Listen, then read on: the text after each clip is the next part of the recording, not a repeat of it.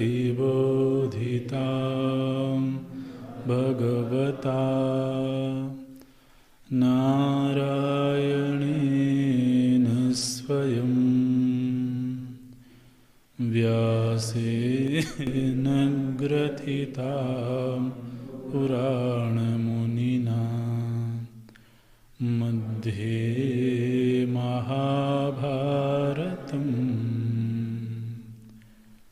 अद्वैतामृतवर्षिणीं भगवतीम् अष्टादशाध्यायिनीम् अम्ब त्वामनुसन्दधामि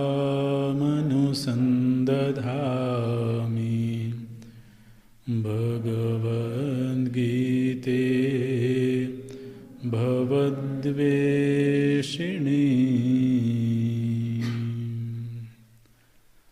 नमोऽस्तु ते व्यासविशालबुद्धे फुल्लारविन्दायतपत्रनेत्र येन त्वया भारततैलपूर्णः प्रज्वालितो ज्ञानमयः प्रदीपः प्रपन्नपारिजाताय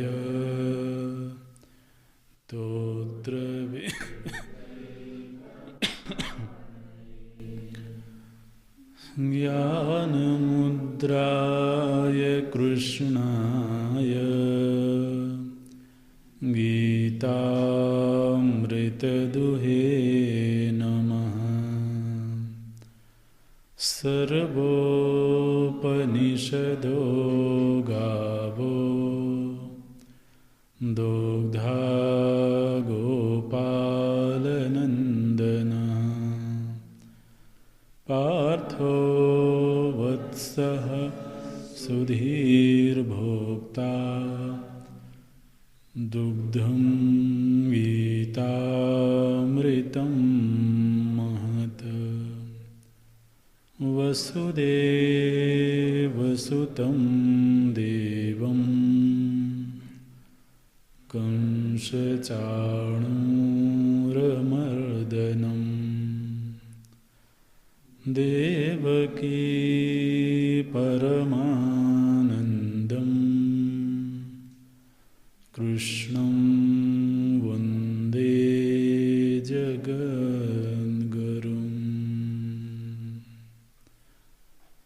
कृष्णं वन्दे जगद्गुरुम्।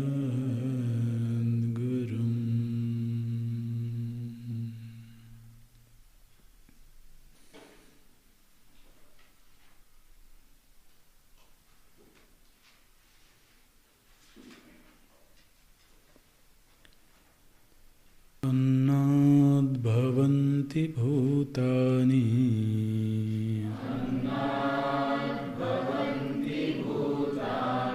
पर्जन्यादन्नसम्भवः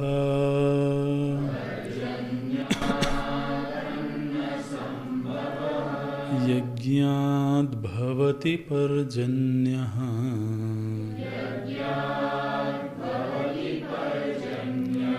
यज्ञः कर्मसमुद्भवः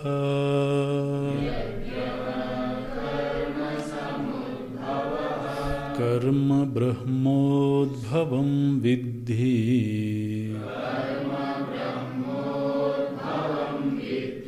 ब्रह्माक्षरसमुद्भवम्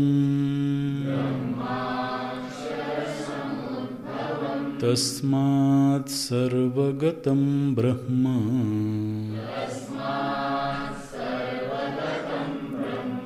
नित्यं यज्ञे प्रतिष्ठितम्।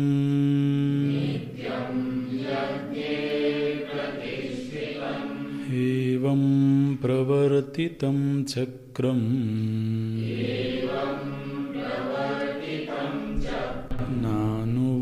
नानुवर्तयतीह यः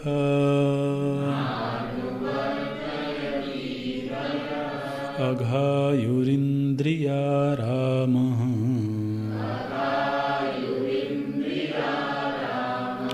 मोघं पार्थ स जीवति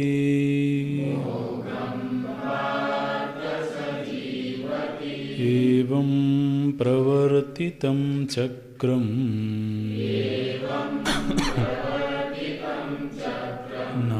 नानुवर्तयतीह यः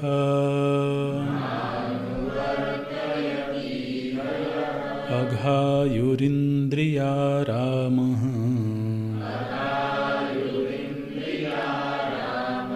मोघं पार्थ स जीवति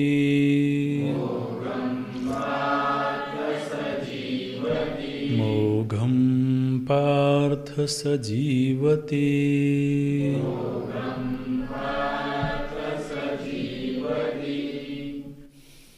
इतश्च अधिकृतेन कर्म कर्तव्यं जगच्चक्र प्रवर्तित प्रवृत्ति हेतु किं कर्म कथम इति उच्यते।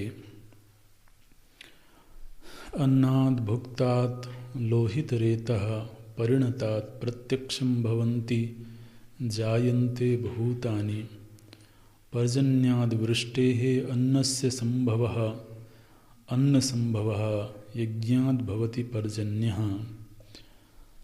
अग्नौ प्रास्ताहुतिः सम्यक् आदित्यमुपतिष्ठते आदित्याज्जायते वृष्टिः वृष्टेरन्नं ततः प्रजाः इति स्मृतेः।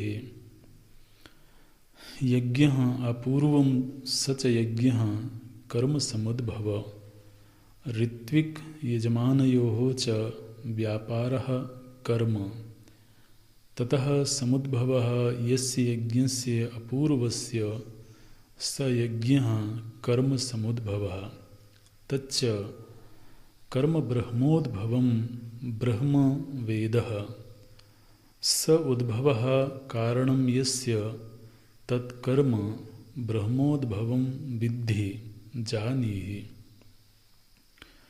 ब्रह्म पुनः वेदाख्यम् अक्षर समुद्भवम् अक्षरं ब्रह्म परमात्मा समुद्भवः यस्य तत् अक्षर समुद्भवं ब्रह्म वेद इत्यर्थः।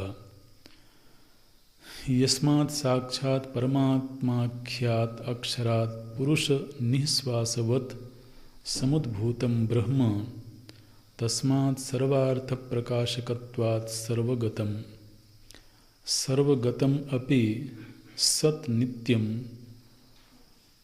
सदा यज्ञविधि प्रधानत्वात् यज्ञे प्रतिष्ठितम्।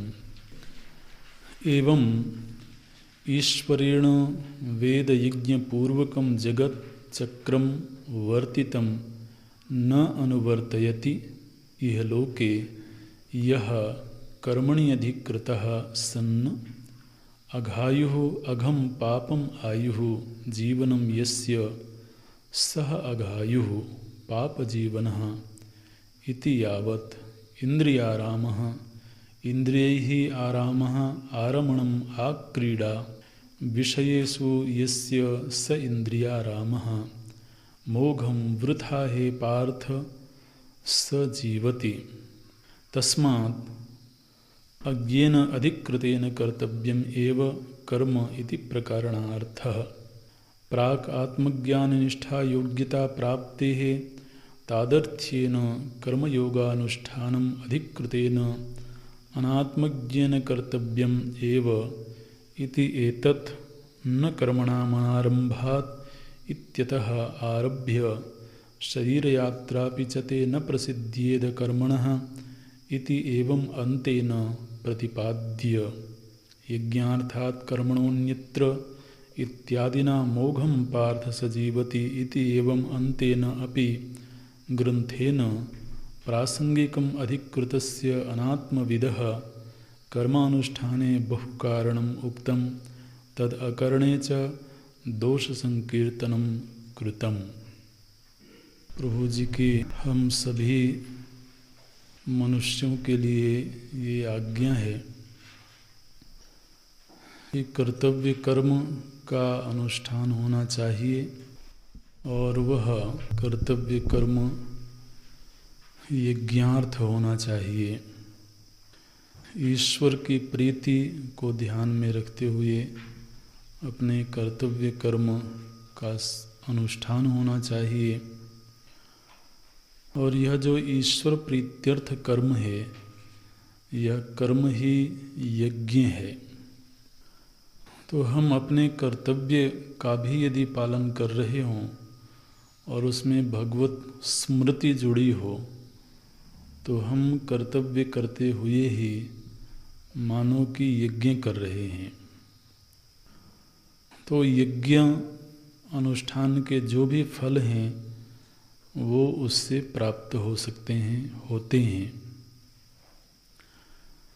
ये एक भगवान का आदेश है, आज्ञा है। और यज्ञ भावना से यह समूची सृष्टि संचालित हो रही है। सृष्टि की प्रवृत्ति ही यज्ञ भावना पूर्वक है, ये भगवान संकेत करते हैं। सह यज्ञाः प्रजाः सृष्ट्वा पुरोवाच प्रजापति ही। इस समूची सृष्टि में यज्ञ किस तरीके से संपन्न हो रहा है, तो भगवान उसकी एक झलक दिखाते हैं। बोलते हैं अन्नाद भवन्ति भूतानि। ये जो प्राणी जगत है यह अन्न से उत्पन्न हुआ है।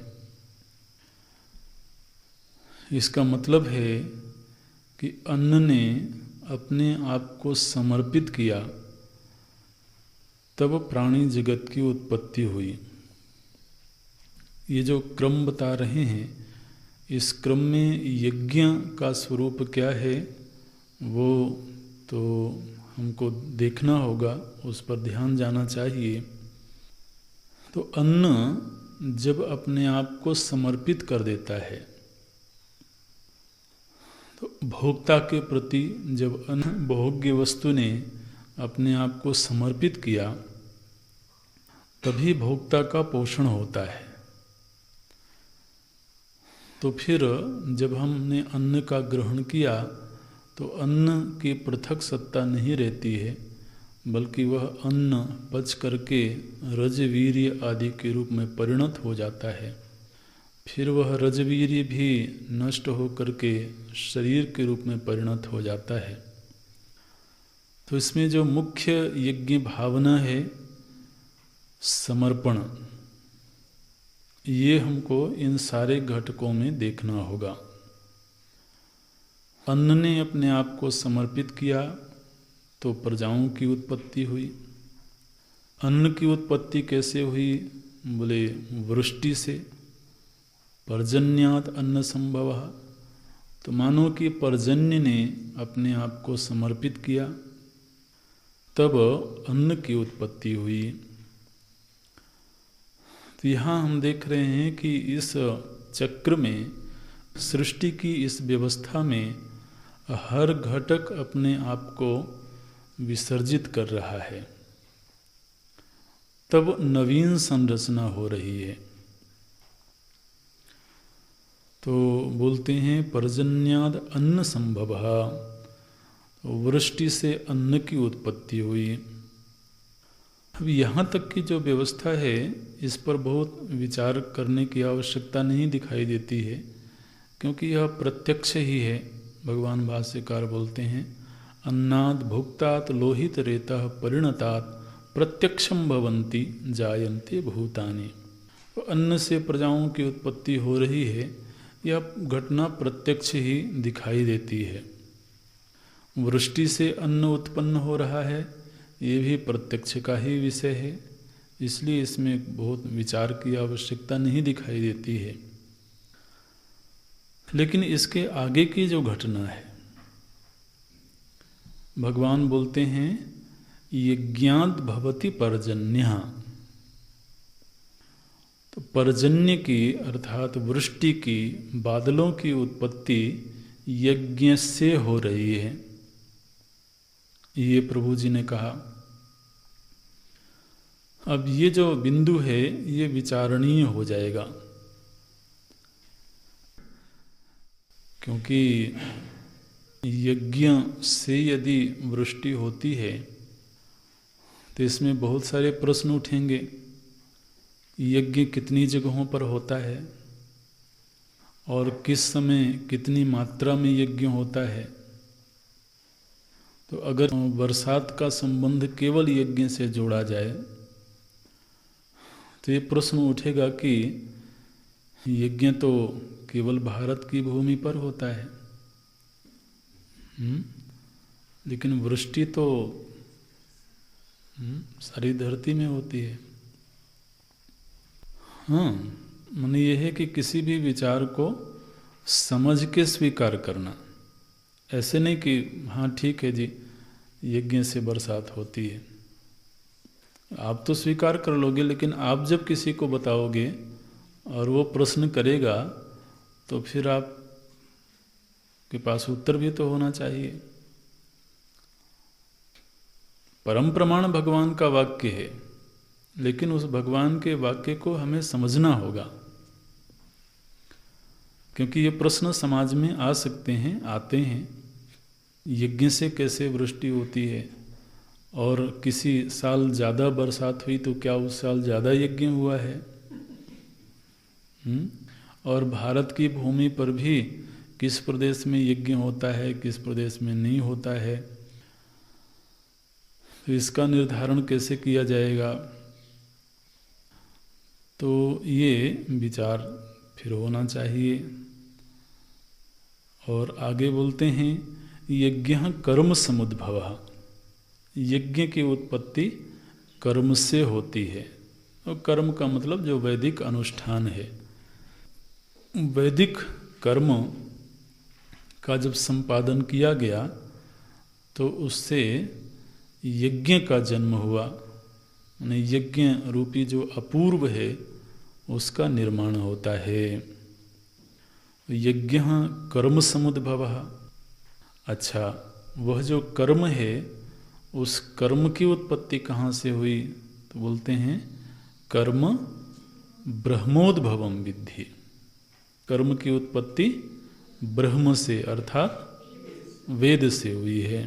तो कर्म ब्रह्मोद्भवम विद्धि, इसको समझने में भी कोई कठिनाई नहीं है, क्योंकि वेदो नित्यम अधीयताम तदुदितम कर्मस्वनुष्ठीयताम। तो जो वैदिक कर्म हैं उनकी उत्पत्ति वेद से ही हो रही है, मतलब वेद विधि का ज्ञान होने के अनंतर ही कर्म का संपादन होता है। इसलिए कर्म ब्रह्मोद्भवम विद्धि, और वह जो ब्रह्म रूप वेद है उस वेद की उत्पत्ति अक्षर से हुई है। तो बोलते हैं ब्रह्म अक्षर समुद्भवम, जो वेद है उसकी उत्पत्ति अक्षर तत्व से अर्थात परमात्मा से हुई है। भगवान भाष्यकार बोलते हैं यस्मात् साक्षात् परमात्माख्यात अक्षरात् पुरुष निःश्वासवत् समुद्भवम ब्रह्म, पुरुष के निःश्वास की भांति, उस परमात्मा के निःश्वास की भांति वेदों की उत्पत्ति हुई है। इसलिए तस्मात् सर्वगतम ब्रह्म, इसलिए वेद को सर्वगत कहते हैं। ध्यान रखना, यहाँ सर्वगत जो विशेषण है ये वेद के लिए है। क्या बोलते हैं भगवान? तस्मात् सर्वगतम ब्रह्म, ब्रह्म सर्वगत है अर्थात वेद सर्वगत है। वेद सर्वगत कैसे हुआ? तो यहाँ सर्व का अर्थ होगा सर्वकर्माणि, समस्त प्रकार के कर्मों की उत्पत्ति वेद से ही हुई है। और यहाँ पर सर्वगत की व्याख्या के लिए भगवान भाष्यकार बहुत सुंदर परिभाषा करते हैं, इसको अंडरलाइन कर लेना। बोलते हैं सर्वार्थ प्रकाशकत्वात् सर्वगतम। वेद को सर्वगत क्यों कहते हैं? क्योंकि वेद सर्वार्थ का प्रकाशन करता है। ये बहुत बड़ा वक्तव्य है। वेद वो विद्या है जो सर्वार्थ का प्रकाशन करती है। सर्वार्थ का मतलब जितना भी अर्थ है, जितना भी प्रपंच है, समूचे प्रपंच का ज्ञान करवाने में वेद समर्थ है।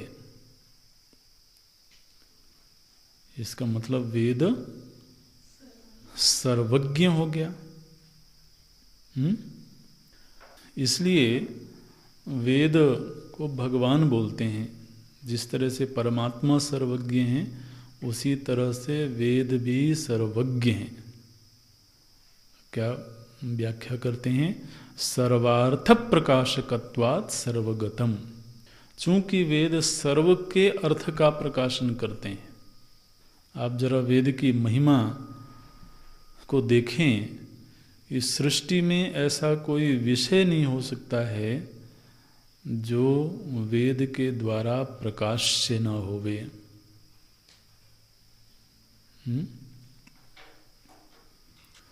इसलिए सर्वार्थ प्रकाशकत्वात् सर्वगतम। तस्मात् सर्वगतम ब्रह्म। यद्यपि वेद की गति सर्वत्र है, माने समस्त कर्मों में वेद की उपस्थिति है, लेकिन फिर भी नित्यम यज्ञे प्रतिष्ठितम।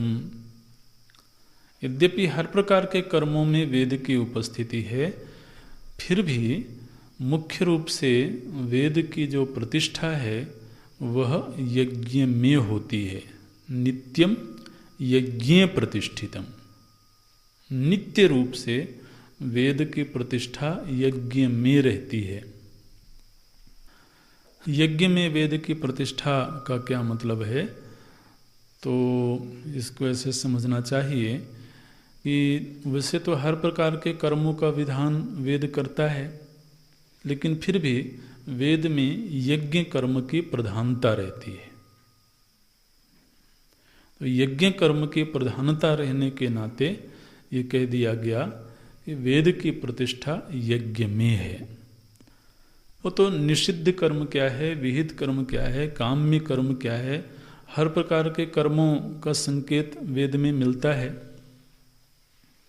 लेकिन मुख्य रूप से वेद में, वो यज्ञ में वेद विधान किया गया है। जैसे इसको ऐसे समझना चाहिए कि कोई संत हैं तो उनकी गति समस्त साधनाओं में है। उनके जीवन में उपासना भी है, योगाभ्यास भी है, सेवा भी है, ज्ञान भी है, लेकिन वो तो मुख्य रूप से ज्ञान का उपदेश करते हैं, वेदांत का उपदेश करते हैं। तो क्या कहा जाएगा कि वेदांत में उनकी प्रतिष्ठा है। इसका मतलब ये नहीं है कि उनके जीवन में उपासना नहीं है, ये कर्म नहीं है, लेकिन प्रधानता जहाँ दिखाई देती है उसी में प्रतिष्ठा कही जा सकती है। तो इस तरह से भगवान बोलते हैं नित्यम यज्ञ प्रतिष्ठितम। नित्य रूप से यज्ञ में तो वेद की प्रतिष्ठा होती है। तो इस तरह से यह एक चक्र इस सृष्टि में प्रवर्तित है। इस पूरी सृष्टि में इस चक्र को देखा जा सकता है, इस व्यवस्था को देखा जा सकता है। इस व्यवस्था को देखते हुए ऐसा लगता है कि सृष्टि का हर घटक यज्ञ भावना से भरा हुआ है। कर्म होकर के संपन्न हो जाता है तो यज्ञ की उत्पत्ति होती है। यज्ञ विसर्जित होता है तो वृष्टि की उत्पत्ति होती है। वृष्टि विसर्जित होती है तो अन्न की उत्पत्ति होती है।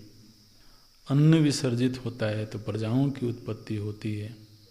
इस तरीके से यहाँ हर घटक अपने आप को समर्पित कर रहा है, हर घटक अपने आप को विसर्जित कर रहा है।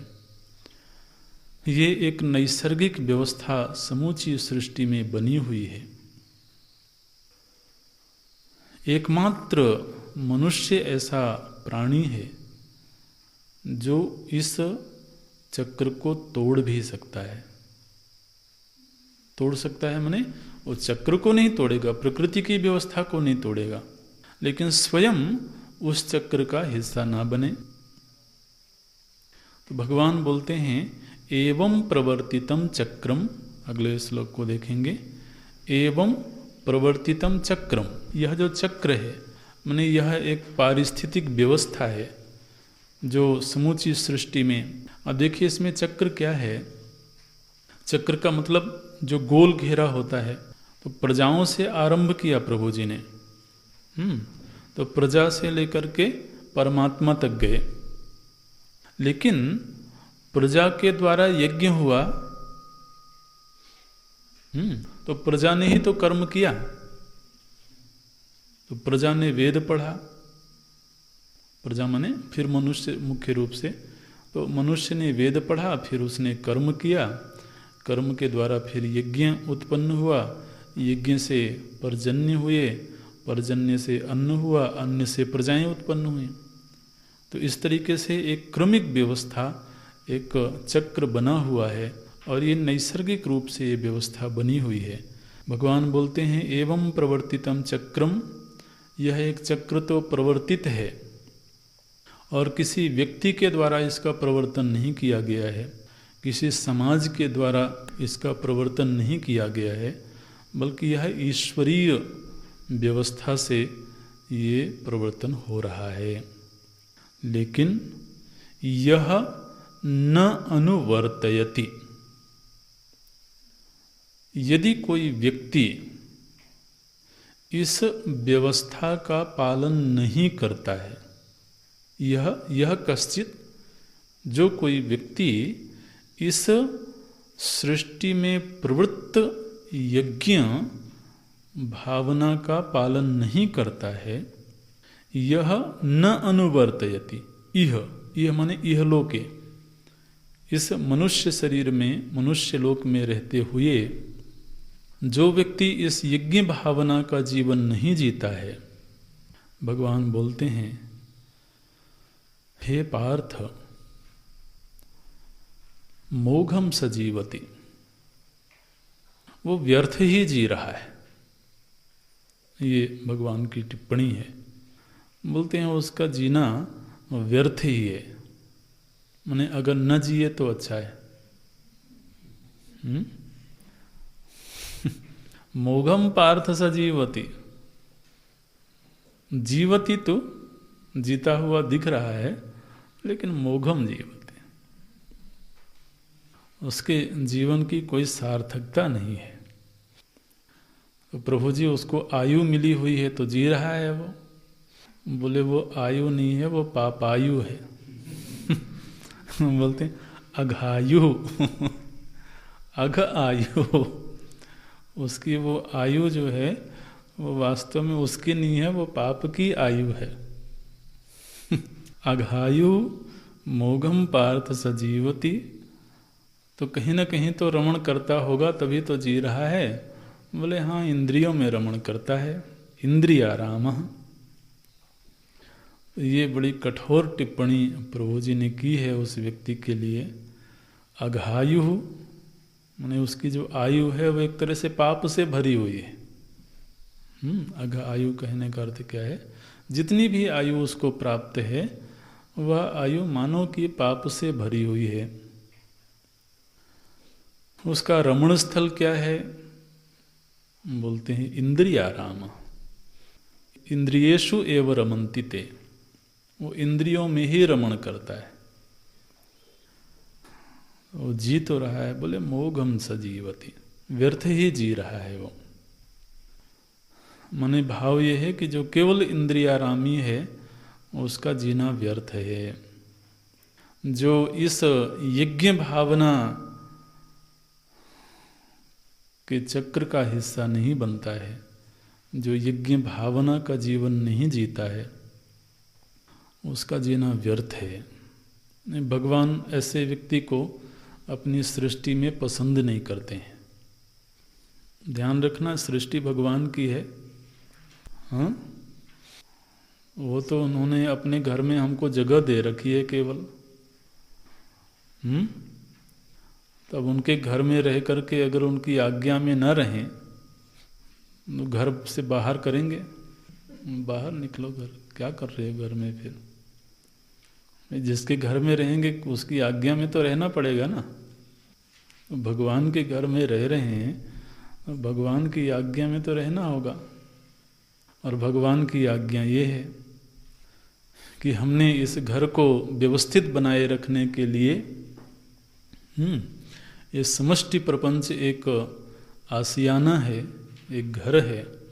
इस घर की व्यवस्था बनी रहे। कैसे घर की व्यवस्था बनी रहेगी? बोले इस घर में रहने वाले जितने घटक हैं सब यज्ञ भावना से अनुप्राणित रहें, यज्ञ भावना से भरे रहें, तो यह जो घर है ये बिल्कुल सुव्यवस्थित रहेगा।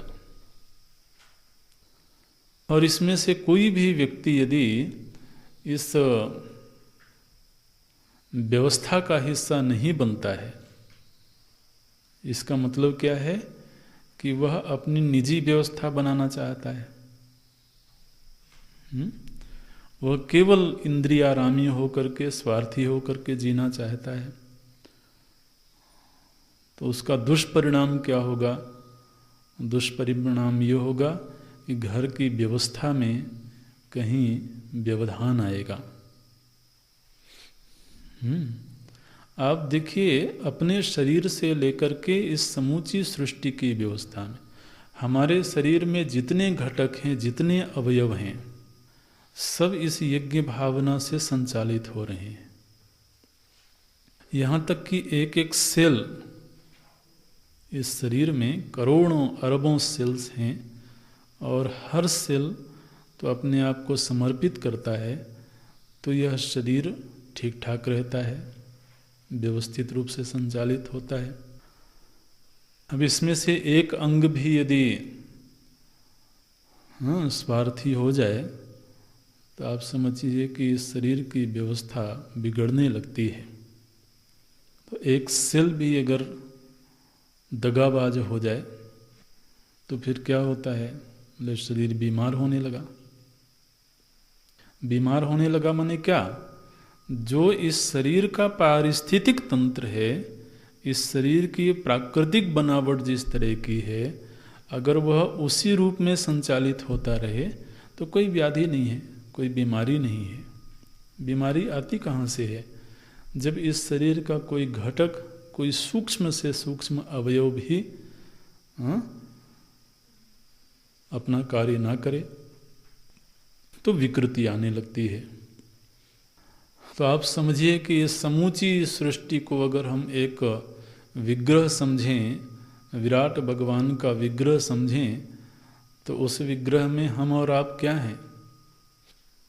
एक सेल की तरह हैं, हाँ कि नहीं? और हम महाराज सृष्टि की व्यवस्था के खिलाफ चलने लगे, वो शरीर में फिर विकृति तो आएगी। तो विकृति ही फिर प्रकट होती है तो दैवी आपदा के रूप में। अनावृष्टि, अतिवृष्टि, भूकंप, ये जितने भी इस तरह के प्रकोप होते हैं, ये सब उसी के दुष्परिणाम हैं। इसलिए भगवान चाहते हैं कि हम में से हर व्यक्ति यज्ञ भावना का हिस्सा बने, यज्ञ भावना से जीवन जिए। अब ये जो प्रकरण है इसको थोड़ा सा समझते हैं, हम लोग थोड़ा विचार करते हैं। तो इसको 2-3 धरातलों पर इसको समझना होगा। एक तो सीधे सीधे जैसे भगवान बोलते हैं, तो एक यज्ञ की व्यवस्था इस सृष्टि में बनी हुई है। तो प्रजाओं की उत्पत्ति अन्न से हो रही है, अन्न की उत्पत्ति पर्जन्य से हो रही है, पर्जन्य की उत्पत्ति वृष्टि से हो रही है, वो पर्जन्य की उत्पत्ति यज्ञ से हो रही है। तो इसमें पहली बात यह है कि भगवान जैसा कह रहे हैं वैसे का वैसा ही सत्य है। भगवान कह रहे हैं कि यज्ञ से पर्जन्य की उत्पत्ति हो रही है, तो ये बिल्कुल सत्य है। यहाँ पर भगवान भाष्यकार एक उदाहरण देते हैं, मनुस्मृति का एक उदाहरण देते हैं। बोलते हैं अग्नौ प्रास्ताहुति सम्यक आदित्यमुपतिष्ठते। अग्नि में की गई आहुति, सम्यक प्रकार से अग्नि में की गई आहुति तो जब अपूर्व का निर्माण करती है तो वह अपूर्व आदित्य में जाकर के स्थित रहता है। अग्नौ प्रास्ताहुति सम्यक, सम्यक प्रकार से अग्नि में जो आहुति दी गई है, जो यज्ञ किया गया है, तो यज्ञ किया गया माने क्या, किसी देव विशेष के लिए आहुति प्रदान की गई, तो वह जो आहुति है वह आहुति जाकर के सूर्य में सम्यक प्रास्ताहुति ही आदित्यम उपतिष्ठते। आदित्य, आदित्य माने सूर्य, तो सूर्य में जाकर के वह आहुति स्थिर रहती है। फिर समय आने पर आदित्यात् जायते वृष्टि, सूर्य से फिर वृष्टि होती है। तो देखिए, तो महाराज मनु ने कभी ये बात कह दी थी कि वृष्टि कैसे होती है, बोले सूर्य से होती है।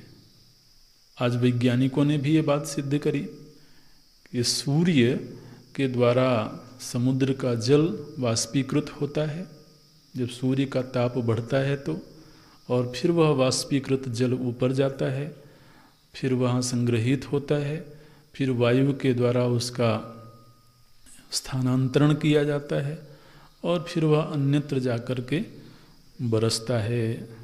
तो वृष्टि में सूर्य की एक अनिवार्य भूमिका है। जब वैज्ञानिकों ने ये बात नहीं कही होगी, उसके बहुत पहले महाराज मनु ने ये बात कही, आदित्यात् जायते वृष्टि, वृष्टेः अन्नम ततः प्रजाः, वृष्टि से अन्न और फिर उससे प्रजाएं उत्पन्न हुई। अब इसमें ये बात ध्यान में रखें कि जो ये बात कही जाती है कि यज्ञ तो केवल भारत की भूमि में होते हैं, लेकिन वृष्टि तो सर्वत्र होती है, लेकिन इसमें ये भारत और ये पाकिस्तान और ये चीन, ये विभाग तो हमने किया है। और ये भी काल्पनिक विभाग है। भूमि की दृष्टि से देखें तो एक धरती है, तो धरती के किसी भी हिस्से में यज्ञ होगा उसका प्रभाव तो पूरी समष्टि में होगा। भूमि के किसी भी हिस्से में यज्ञ हो रहा हो तो फिर आप केवल भारत ही क्यों बोलते हो? फिर उस प्रदेश विशेष का नाम लो कि हिमाचल में यज्ञ हुआ, तो हिमाचल में यज्ञ हुआ तो केरल में बरसात क्यों हुई?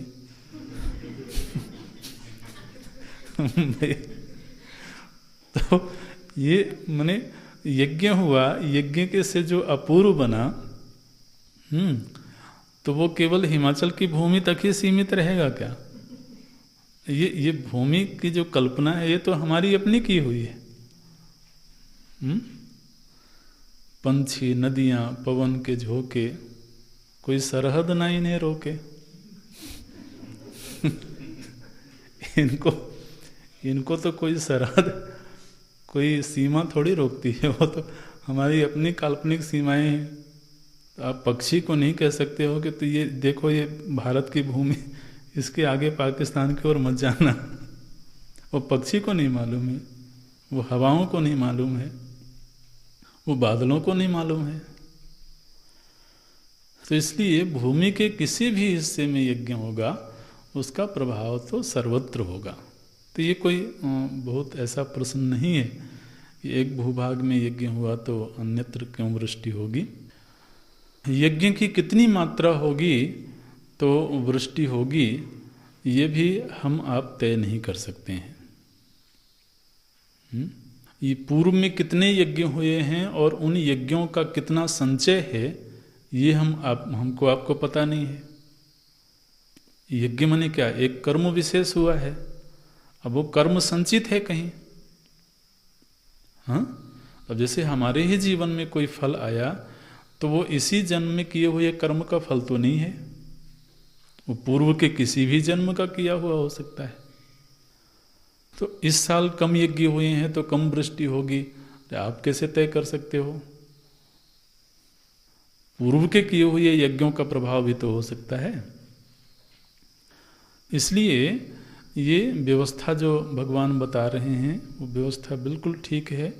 यज्ञ से पर्जन्य का निर्माण होता है और फिर पर्जन्य से आगे की व्यवस्था बनती है। अच्छा, अब इसका एक दूसरा रूप देखते हैं जो थोड़ा सामाजिक है, व्यावहारिक है। वो क्या है कि जब हम कोई सामूहिक कार्य करते हैं, किसी संकल्प को पूरा करने के लिए, किसी लक्ष्य को पूरा करने के लिए जब सामूहिक कार्य करते हैं तो उस सामूहिक कार्य में अनेक लोगों का सहयोग होता है। अब जो अनेक लोग हैं, मान लीजिए कि एक संकल्प लिया गया और उस संकल्प की पूर्ति के लिए 100 लोगों की टीम बनाई गई। तो अब वो जो 100 लोग हैं, उन 100 के 100 लोगों के सामने एक ही लक्ष्य है। ठीक है, वो समूह में मिलकर के एक काम कर रहे हैं, लेकिन उन सभी का उद्देश्य एक है, लक्ष्य एक है। हालांकि वो जो 100 लोग हैं सभी के अपने व्यक्तिगत डिफरेंसेज हैं, वो सभी एक दूसरे से अलग हैं, उन सभी की लाइकिंग एक दूसरे से अलग है, उन सभी की सामर्थ्य, सभी की योग्यता, सभी की पसंद, ये सब एक दूसरे से भिन्न भिन्न हैं। उनके अपने अपने व्यक्तिगत संकल्प भी भिन्न भिन्न होंगे। लेकिन जब समष्टि संकल्प लिया जाता है तो उसमें फिर जो इंडिविजुअल है, जो व्यक्ति है, वो अपने व्यक्तिगत संकल्प का उसमें विसर्जन करता है। व्यक्तिगत सुख सुविधा, व्यक्तिगत पसंद नापसंद को छोड़ता है, तब वह समष्टि कर्म को पूरा करने में अपनी सहभागिता देता है। ठीक है ना, ये समझ में आ रहा है। तो जब तक कोई सामूहिक संकल्प ना होवे तब तक तो यह है कि हर व्यक्ति का अपना अपना संकल्प है और अपने संकल्प के अनुसार हर व्यक्ति जीवन जी रहा है। लेकिन जब कोई समष्टि संकल्प सामने आता है और उसके लिए व्यक्ति अपने व्यक्तिगत संकल्पों को छोड़ता है, विसर्जित करता है, तो ये उसके द्वारा दी हुई आहुति है। सामूहिक लक्ष्य को पूरा करने के लिए व्यक्तिगत संकल्प का उसमें विसर्जन कर देना, ये उसके द्वारा की हुई आहुति है। और हर व्यक्ति जब ये आहुति देता है तो उस समूह के द्वारा एक अनुकूल परिस्थिति का निर्माण होता है। अब उन 100 में से एक व्यक्ति भी यदि उस व्यवस्था में विकार पैदा करने लगे, जिस तरीके से नियम बनाए गए हैं, जिस तरह का संविधान बनाया गया है, उसमें से एक भी व्यक्ति यदि उसके खिलाफ काम करने लगे तो उस व्यवस्था में व्यवधान आने लगेगा। तो आप देखिए, जैसे इंस्टीट्यूशंस होते हैं, कोई चाहे आध्यात्मिक संगठन है, सामाजिक संगठन है या सरकारी संस्था है, तो उन सभी का अपना एक कॉमन गोल होता है, एक कॉमन उद्देश्य होता है, लक्ष्य होता है। उसी लक्ष्य की पूर्ति के लिए एक टीम बनाई गई है। तो उस टीम का हर व्यक्ति अपनी अपनी व्यक्तिगत अभिलाषाओं को कई बार उसमें विसर्जित करता है। और जब हर व्यक्ति ऐसा करता है तो उस परिसर में एक वातावरण बनता है, अनुकूल वातावरण बनता है। और जब अनुकूल वातावरण बनता है तो ये अनुकूल वातावरण का बनना ही मानव की वृष्टि है।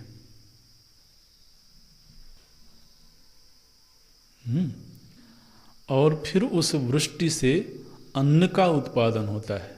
अन्न का उत्पादन माने उस समूह के द्वारा जो चीज बनाई जानी थी, जिस लक्ष्य को पाना था, उस लक्ष्य की प्राप्ति होती है। वह लक्ष्य ही अन्न है। आप इस दृष्टि से विचार करें तो ये जो प्रकरण है ये थोड़ा सामाजिक भी दिखने लगेगा। तब जैसे मान लीजिए एक कोई दृष्टांत ले लेते हैं। अभी स्वच्छ भारत अभियान चल रहा है देश में, तो अब ये जो अपनी भूमि को, अपने देश को स्वच्छ रखना है, स्वच्छ बनाना है, ये एक कॉमन गोल है ना, एक सामूहिक लक्ष्य है। अब इस सामूहिक लक्ष्य की पूर्ति में हर व्यक्ति को सहयोग करना है।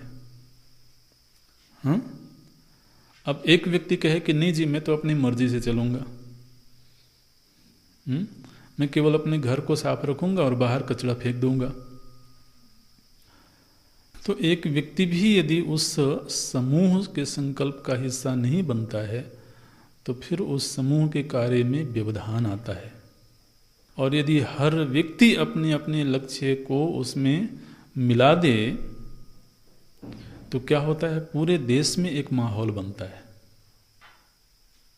और एक जुटता आती है कि नहीं अब हमको ये कार्य करना है। चलो और पीछे का दृष्टांत ले लेते हैं। तो हमारे देश में स्वाधीनता संग्राम का आयोजन किया गया, स्वतंत्रता का आंदोलन हुआ। स्वतंत्रता के आंदोलन में सभी विद्वानों ने, सभी समर्थ लोगों ने, सभी राजाओं ने अपनी अपनी सहभागिता दी। लेकिन उस समय का इतिहास देखें तो कुछ ऐसे लोग भी थे जिन्होंने स्वाधीनता संग्राम का हिस्सा बनने के बजाय अंग्रेजों का साथ दिया। अपने ही देश के कुछ लोग जिन्होंने उनका साथ दिया, तो ऐसे लोग क्या हैं, विकार हैं। एक सामूहिक संकल्प लिया गया कि अब हमको अपने राष्ट्र को स्वतंत्र करना है, एक सामूहिक संकल्प है ये। तो मानो कि एक यज्ञ का आयोजन किया गया, इसको ऐसे यज्ञ की भाषा में देखना। तो अब यज्ञ का आयोजन किया गया है और उस यज्ञ का जो फल है वो है स्वाधीनता। तो अब इस स्वाधीनता रूपी अन्न को उत्पन्न करने के लिए, इस स्वाधीनता को प्राप्त करने के लिए हर व्यक्ति को अपने व्यक्तिगत सुख सुविधाओं का त्याग करना होगा। तो बड़े समृद्ध संपन्न लोगों ने अपनी सुविधाओं को छोड़ा, अपने पदों को छोड़ा और उस यज्ञ का हिस्सा बने। तो उससे क्या हुआ, जब बड़े बड़े लोग, समर्थ लोग, विद्वान लोग उस यज्ञ का हिस्सा बनने लगे तो पूरे देश में एक माहौल बनने लगा। तो देश के गांव-गांव में ये संकल्प लोग लेने लगे कि अब हमको स्वाधीनता संग्राम में हिस्सा लेना है। जब पूरे देश में एक माहौल बना तो वो क्या है, वो मानो कि वृष्टि है, पर्जन्य का निर्माण हो गया। ये तो केवल कुछ नाम लिए जाते हैं ना, कि महात्मा गांधी जी की वजह से स्वतंत्रता मिली या सुभाष चंद्र की वजह से स्वतंत्रता मिली, वो तो कुछ नाम है। वास्तव में किसी व्यक्ति की वजह से नहीं मिली स्वतंत्रता। समष्टि संकल्प और समष्टि सहयोग, कुछ लोग नेतृत्व कर रहे थे तो निश्चित रूप से उनका नाम सामने आता है, आना ही चाहिए। लेकिन ये जो समष्टि में एक संकल्प खड़ा हुआ और सभी ने अपना अपना विसर्जन किया, अपना अपना योगदान किया, तब जाकर के पर्जन्य का निर्माण हुआ। और फिर अंग्रेजी सत्ता को लगा कि अब हमें ये दो देश छोड़ना पड़ेगा, और तब जाकर के अन्न उत्पन्न हुआ। क्या? स्वाधीनता। तो अन्न माने क्या? जिसका व्यक्ति भोग करता है, जो भोग का विषय बनता है। तो आज हम स्वाधीनता का सुख प्राप्त करते हैं, तो बिना यज्ञ भावना के वो संभव नहीं था। तो एक सामाजिक यज्ञ है ये, और ये सामाजिक यज्ञ ही किसी समाज को, किसी राष्ट्र को समृद्ध बनाता है। इसको बहुत छोटे स्तर से लेकर के और समष्टि तक। अब जैसे अभी वर्तमान समय में वायु प्रदूषण एक समस्या है पूरी दुनिया में, ग्लोबल वार्मिंग एक समस्या है पूरी दुनिया में। तो अब लोग इस पर चर्चा करने लगे, समष्टि योजना बनने लगी कि इस दिशा में अब हम लोगों को सावधान होना पड़ेगा, कुछ करना पड़ेगा। तो वैश्विक संस्थाओं से लेकर के छोटी छोटी संस्थाओं तक तो ये यज्ञ भावना होती है तो कोई समष्टि योजना पूरी होती है। अब जैसे आप इस गुरुकुल में हैं तो ये एक छोटी संस्था है। अब यदि हम में से हर व्यक्ति यज्ञ भावना से यहाँ रह रहा हो तो वो इस बात का ध्यान रखेगा कि इस गुरुकुल की जो मर्यादा है, इस गुरुकुल का जो मान सम्मान है, उस मान सम्मान को बनाए रखने में हम में से हर व्यक्ति को अपने व्यक्तिगत कमजोरियों की आहुति देनी होगी। तब जाकर के एक माहौल बनता है वातावरण में, और वह जब माहौल बनता है तो ये संस्था जिस उद्देश्य से बनाई गई है उस उद्देश्य की सफलता होती है, उस उद्देश्य की पूर्ति होती है। तो उसमें एक व्यक्ति भी यदि व्यवधान डालता है तो माहौल में विकृति आती है। इसको भी एक यज्ञ की तरह से देखना चाहिए। तो यज्ञ के दो अर्थ हुए, एक तो जिस तरीके से श्लोक में देखा हमने, दूसरा जो सामाजिक व्यवस्था है, एक तीसरा जो कि सृष्टि से जुड़ा हुआ ही है। इस सृष्टि का प्रत्येक घटक, चाहे वह सजीव हो चाहे निर्जीव हो, इस सृष्टि का प्रत्येक घटक सृष्टि के व्यवस्था में कोई न कोई भूमिका निभा रहा है। इस सृष्टि में प्रत्येक घटक सृष्टि की व्यवस्था में कोई न कोई भूमिका निभा रहा है। यहाँ तक कि जो कीड़े मकोड़े हैं उनकी भी इस सृष्टि की व्यवस्था में एक भूमिका है। कीड़े मकोड़े हैं, पशु हैं, पक्षी हैं।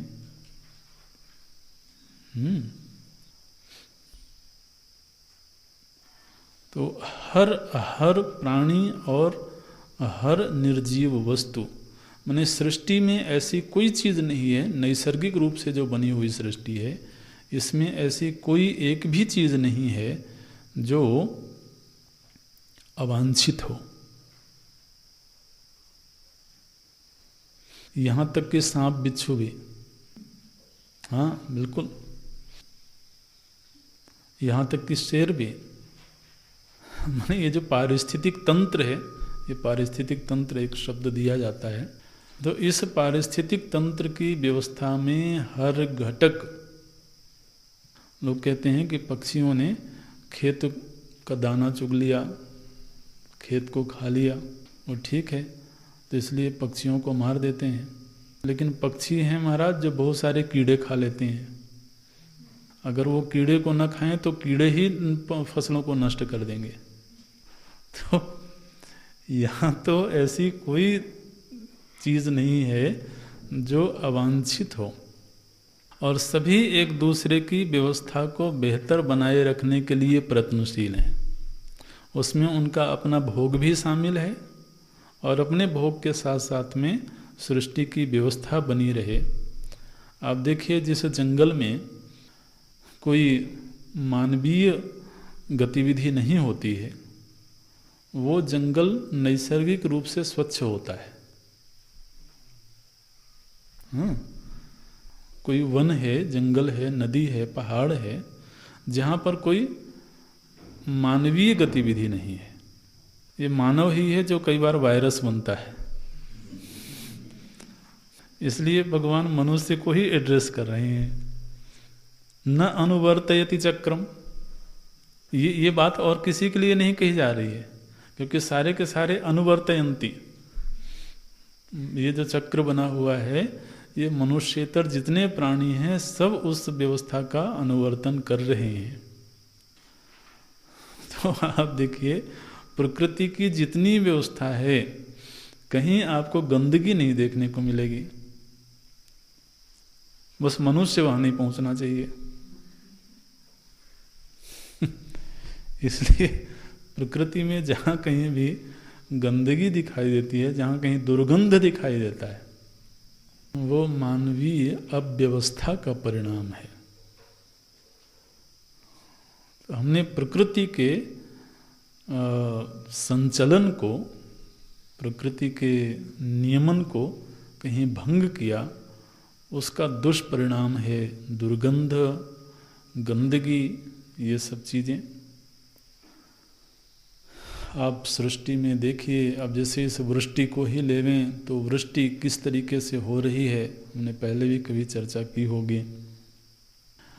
तो कैसी व्यवस्था बनी हुई है कि समुद्र में वाष्पीकरण होता है। वाष्पीकरण तब होता है जब बहुत गर्मी होती है। गर्मी होती है तो हम त्राही त्राही करते हैं कि 45 डिग्री, 48 डिग्री, 50 डिग्री टेम्परेचर पहुंच गया तो आदमी परेशान होता है। लेकिन आदमी को मालूम ही नहीं है कि वह जो गर्मी है वही उसके खेतों में बरसात का कारण बनेगी। जब गर्मी होती है तो जल का वाष्पीकरण होता है और वो वाष्पीकृत जल ऊपर जाता है। ऊपर कहाँ संग्रह होता है ये भगवान ही जाने। क्योंकि लोगों ने खोजा कि आखिर ये संग्रह कहाँ होता है। भाई कोई टंकी तो होनी चाहिए ऊपर। तो हमारे अंतरिक्ष यात्रियों ने खोजने की कोशिश करी कि कहाँ संग्रह हो रहा है, कहीं टंकी मिली नहीं उनको। अदृष्ट रूप में संचित हो रहा है, ऊपर जाकर के संचित होता है, फिर कहाँ से वो यात्रा करता है। तो क्या हुआ, वाष्पीकृत जल हुआ, माने जल ने अपने आप को समर्पित किया। जल वाष्पीकृत कैसे हुआ, सूर्य ने अपने आप को समर्पित किया, ताप दिया, तो जल फिर वाष्पीकृत हुआ। फिर उस जल को ऊपर ले जाने में, फिर एक स्थान से दूसरे स्थान पर ले जाने में वायु ने अपना सहयोग दिया। फिर वो अन्यत्र जगह पर गया, वहाँ जो ताप था उस ताप ने अपना सहयोग दिया। फिर जाकर के जहाँ आवश्यकता थी वहाँ वृष्टि हुई, तो वहाँ जो एकत्र जल था वो विसर्जित हो गया मिट्टी के लिए। फिर मिट्टी में तो अन्न के पैदावार की सामर्थ्य आई, तो मिट्टी ने अपने आप को समर्पित किया अन्न के रूप में। फिर अन्न का उत्पादन हुआ, अन्न ने जाकर के प्राणी के शरीर में अपने आप को समर्पित कर दिया, तो प्राणी का शरीर बना और उससे आगे की प्रजाएं उत्पन्न हुई। तो आप देखिए इस सृष्टि की जितनी व्यवस्था है, अगर अपने व्यक्तिगत राग द्वेष से, व्यक्तिगत सुख दुख से बाहर निकल के सृष्टि की व्यवस्था को देखा जाए तो सृष्टि का कोई ऐसा अवयव नहीं दिखाई देगा जिसमें यज्ञ की भावना सन्निहित ना हो। ये हम पढ़ते रहते हैं, नीति श्लोकों में भी पढ़ते रहते हैं। वृक्ष हैं वो स्वयं के लिए फल उत्पन्न नहीं करते हैं। जो नदियां हैं वो स्वयं के लिए जल नहीं बहाती हैं। आप देखिए तो हमारी संस्कृति ने गऊ को माता कहा। गाय के शरीर में केवल उतना ही दूध नहीं बनता है जितना बछड़े के पोषण के लिए चाहिए, तो अतिरिक्त दूध क्यों बना भाई?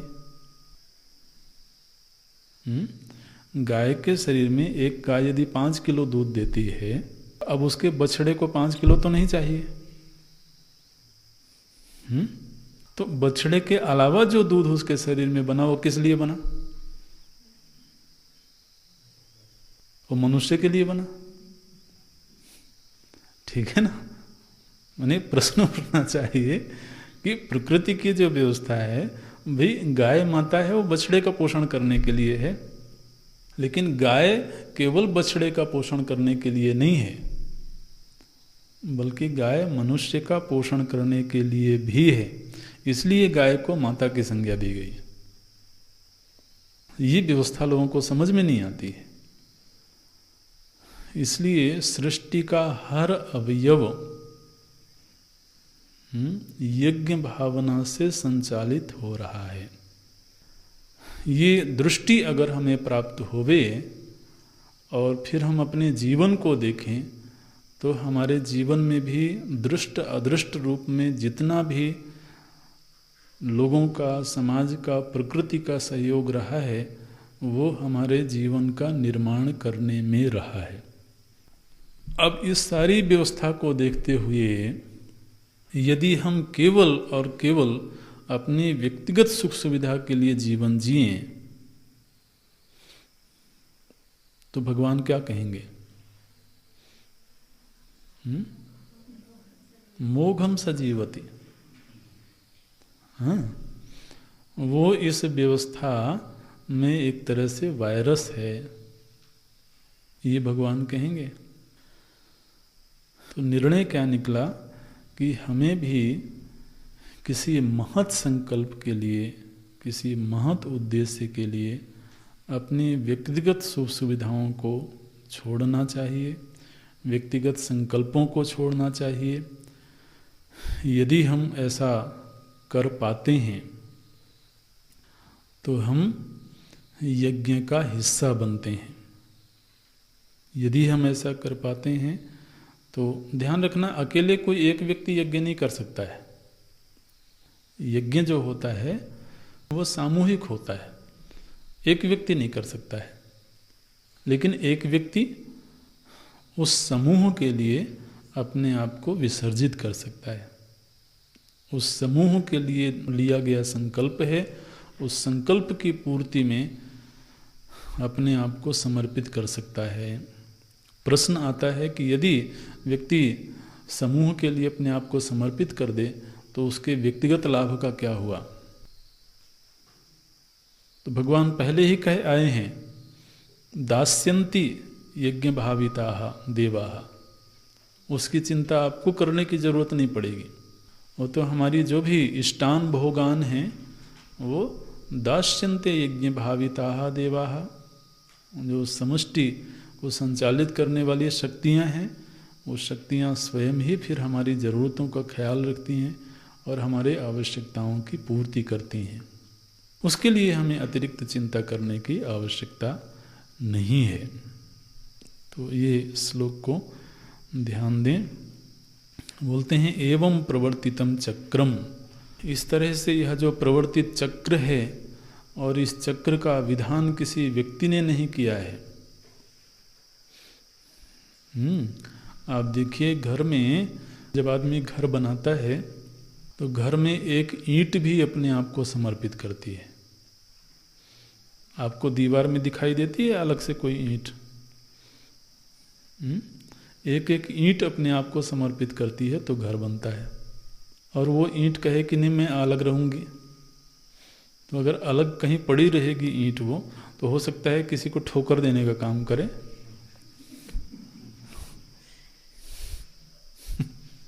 है ना? ये तो जब हम समष्टि का हिस्सा हैं, अगर हम में से कोई कहे कि नहीं जी मैं समष्टि का हिस्सा नहीं हूँ, मैं तो एकला चलो का जीवन जीता हूँ, ना तो मैं समष्टि से कुछ लेता हूँ ना कुछ देता हूँ, तो फिर ठीक है, उसके लिए भगवान कहेंगे बढ़ते रहो। लेकिन विडंबना ये है कि हम समष्टि के हिस्से से बाहर जा नहीं सकते हैं। वो तो हमारी अपनी ज़रूरत है। इसलिए बोलते हैं एवं प्रवर्तितम चक्रम न अनुवर्तयति इह, जो इसका अनुवर्तन नहीं करता है इस मनुष्य शरीर में रह करके ही। और मुख्य रूप से मनुष्य को ही ये अधिकार है। मनुष्य को ये बात क्यों कही जाती है? क्योंकि मनुष्य के पास ये स्वातंत्र्य है कि वह इस चक्र का हिस्सा नहीं भी बने। मनुष्य के अलावा किसी प्राणी को यह स्वतंत्रता नहीं है। तो जो कर्म का अधिकार मनुष्य को दिया प्रभु जी ने, ये अधिकार भी प्रभु जी का ही दिया हुआ है, और ये अधिकार बहुत मंगलमयी है। इस कर्म के अधिकार की वजह से ही मनुष्य अपना उत्थान कर सकता है, वो देवत्व तक पहुंच सकता है। और मनुष्येतर किसी भी प्राणी के पास यह स्वातंत्र्य नहीं है कि वह उस योनि में रहते हुए कुछ ऐसा करे कि वह द्वितीय योनि को प्राप्त कर ले।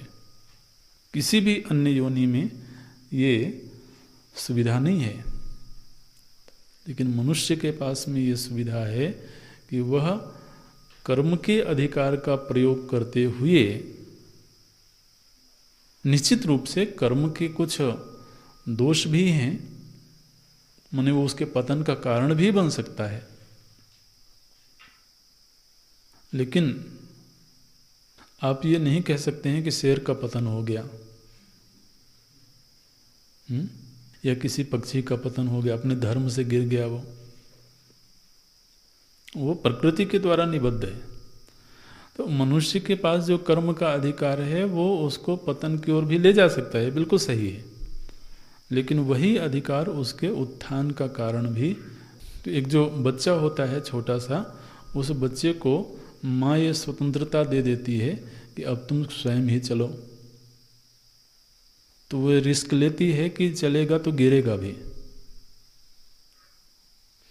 लेकिन फिर भी ये उसको स्वातंत्र्य देती है कि तुम चलो, क्योंकि चलने की स्वतंत्रता मिलेगी तभी वह चलना भी सीखेगा। और माँ यदि हमेशा केवल उंगली पकड़ के ही चलाती रहे तो उससे एक बात तो हो गई कि वो गिरेगा नहीं, हाँ, लेकिन फिर वो अपने आप चल भी नहीं पाएगा। तो इसी तरह से प्रभु जी ने थोड़ा सा रिस्क लिया। क्या रिस्क लिया? बोले मनुष्य को कर्म की स्वतंत्रता दे देते हैं। इसमें रिस्क क्या है? बोले रिस्क ये है कि गिर सकता है। तो गिर तो सकता है, वो ठीक है अपनी जगह, लेकिन उसका उत्थान भी इसी अधिकार की वजह से हो सकता है। तो ये अधिकार चूंकि प्रभु जी ने हमें दिया, और इसी अधिकार का दुरुपयोग करके हम इस चक्र में व्यवधान डाल सकते हैं। इस कर्म के अधिकार का दुरुपयोग करके हम सृष्टि में जो चल रहा यज्ञ है उस यज्ञ में विकृति पैदा कर सकते हैं। लेकिन इसका जो शोभन पक्ष है वो यह है कि हम इसी यज्ञ को और मजबूत भी कर सकते हैं। इसलिए भगवान कहते हैं कि अगर यह इस चक्र का हिस्सा नहीं बनता है तो वास्तव में मेरी बनाई हुई व्यवस्था को बिगाड़ने की कोशिश कर रहा है। इसलिए मोघम पार्थ सजीवति, भगवान नाराज होते हैं। अघायु इंद्रियाराम मोघम पार्थ सजीवति। अच्छा, अब तो प्रभु जी से किसी ने पूछा कि भगवान ये जो व्यवस्था आपने निर्धारित की है, ये व्यवस्था बनाई है, इसमें एक छोटा सा प्रश्न है। क्या प्रश्न है? बोले प्रश्न ये है कि क्या प्रत्येक मनुष्य को इस व्यवस्था का हिस्सा बनना जरूरी है? ये प्रश्न है। क्या प्रत्येक व्यक्ति को इस यज्ञ की व्यवस्था का हिस्सा बनना अनिवार्य है? भगवान बोलते हैं केवल एक व्यक्ति है जिसको छूट दी जा सकती है। अगला श्लोक ये है, भगवान बोले एक है ऐसा जिसको इस व्यवस्था से छूट दी जा सकती है। वो कौन है? भगवान बोलते हैं जो जीवन मुक्त हो गया है।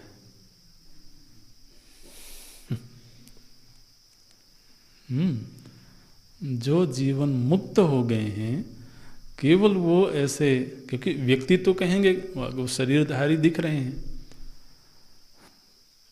तो जो जीवन मुक्त हो चुके हैं उनके ऊपर इस तरह की कोई बंदिश नहीं है। इस तरह की बंदिश नहीं लगाई जा सकती। हालांकि वो इस व्यवस्था का उल्लंघन नहीं करेंगे, हाँ, लेकिन उनके ऊपर इस तरह की कोई बंदिश नहीं लगाई जा सकती है। तो इस प्रसंग के आधार पर अगला श्लोक भगवान बोलते हैं, यस्त्वात्मरतिरेव स्यादात्मतृप्तश्च मानवः आत्मन्येव च संतुष्टः तस्य कार्यम न विद्यते। ये प्रसंग है। अगले श्लोकों की, अगले 2 श्लोकों की 17 और 18वां श्लोक, इनकी पृष्ठभूमि है, अगली कक्षा में देखेंगे। ओम पूर्णमदः पूर्णमिदं पूर्णात् पूर्णमुदच्यते पूर्णस्य पूर्णमादाय पूर्णमेवावशिष्यते। ओम शांति शांति शांति। हरि ओम। श्री गुरुभ्यो नमः। हरि ओम।